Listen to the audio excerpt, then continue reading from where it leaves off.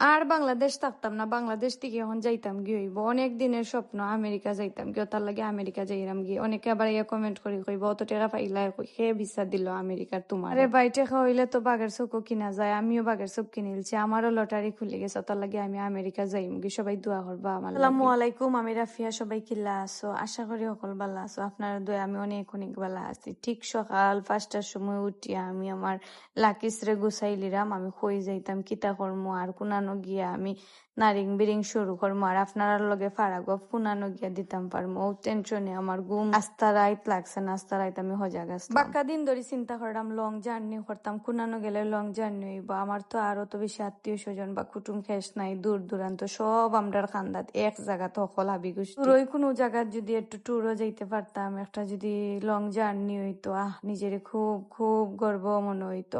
কারণ দূরই কোনো এখনো গুরানির মতন জায়গা নাই, আমরা হাবি গোষ্ঠী সকলটি সিলেটের ভিতরে, বাইরে কোনো। তো ভাবলাম বাইরে যেহেতু কেউ নাই তে আর আমি আমেরিকা যাই গিয়ে, আমেরিকা যাইবার লাগি সকালে ঘুম থেকে উঠিয়া সপ্তাহ রেডি করলাম। এর মাঝে 2বার লাকিস কিন্তু আমি অলরেডি গুছাই লাইছি, লাকিস গুছানি হয় না। আর আমি খালি বেড়া লাগতে লাগতে এক পর্যায়ে আমি শেষ আসলাম। ভাবলাম প্রচুর সকাল কিন্তু রোদ কিন্তু প্রচুর, কিতা করা যায়, সানস্ক্রিন মুখও দিতে হইব, কন্ডিশন নাই, জাস্ট খালি সানস্ক্রিন দিয়ে আমি মুখ লাগাইয়া কি ঘর থেকে বার হইতাম। যেহেতু আমি আমেরিকা যাইতাম, আমেরিকা গেলে তো আমেরিকার বাতাস পাওয়ার পরেই আমি একবারে টকটকা সুন্দর দলা হয়ে যাব। আর এখন খালাত কয়দিন থাকিলাই আমি যাই মুখে গেলে গিয়ে এমনিও সুন্দর হয়ে যাইমু। বাতাস এমন এক জিনিস, বাদে কইলাম দেশের এক ফুটা চা রংসা আমি খাইলাই। খুব প্রচুর সকাল কিন্তু প্রায় 5টার দিকে হইব আমি রেডি হইলাম। আমার ফ্লাইট হয়তো 8টার সময়, বাট বুঝলাম না আত্মীয় স্বজনরে তো একটু বিদায় করা লাগবে, আমারও আত্মীয় স্বজনে আইয়া দিকে যাইবা।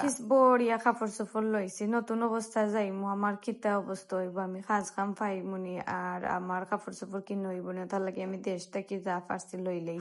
হাজিতে প্রায় 6:30টার মতন হয়ে গেছে। ভাবলাম এখন আর দেরি না করা যাইতো না, কারণ এয়ারপোর্টও যাইতাম হইব, তারপরে আবার আমার প্লেন যদি যাই গিয়ে আমারে থইয়া পরে আমার আর আমেরিকা যাবো হইতো না। আমি খুব চিন্তা ভাবনা করিয়া ভাবলাম সকাল সকাল ঘর থেকে বাড়াইতাম হইব। ও দেহকা আমি যে সুন্দর লাকিস উকিস লইয়া তেতুই আচার খাইলাম, কারণ আমি তো গাড়িতে গেলে বমি ভরমু। তেতুই আচার খাইয়া হইয়া আসার না তেতুই খাইয়া আমি ঘর থেকে বার হয়ে গেলাম বিসমিল্লাহির রহমানির হইয়া। সবাই আমার লাগে দোয়া করবাই, আমি আমেরিকা সফরও বার হয়ে গেছি। 50 কেজি ওজন হইব লাকি শিখবো, আমি কিলা জানি লইয়া যাইলাম। আমার প্রচুর শক্তি, আপনারা আবার নজর দিবা না আমার শক্তি দেখিয়া। অনেকে আমারে নজর দেন যে আমি অত শক্তিশালী কি লইলাম, আরে বাত মাছ খাইয়া আমি শক্তিশালী হই। বিশ্বাস করবানি যে একটা আনন্দ লাগে যে আমি কত বড় একটা লং জার্নি করবো। আমেরিকা যাইতে কত সময় লাগে আমার আসলে জানা নাই, আপনারা জানা থাকলে অবশ্যই হইবা।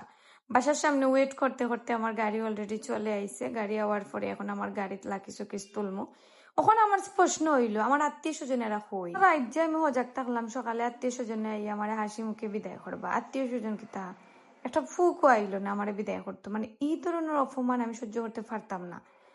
হইলাম তে আর যা কপাল মন্দ, কিতা আর কর্ম, গাড়ি উঠে গেলাম নিজে নিজে। আত্মীয় স্বজন বুঝছই না আমি কেন ফারাগফ মারা তাইছি, ও তার লাগি মনে হয় তারা আমারে আগাইয়া দোয়া তাইছ না। আপনারা হয়তো বুঝছই না, ও তার লাগি আপনারা অত সময় ধরে ফুল ভিডিও দেখতে আসলা যে আমি আসলে আমেরিকা যাইরামনি। ওই গাইস আমি আমেরিকা যাইরাম, আমেরিকা গিয়ে আপনারা লগে দেখা হইব। টাটা।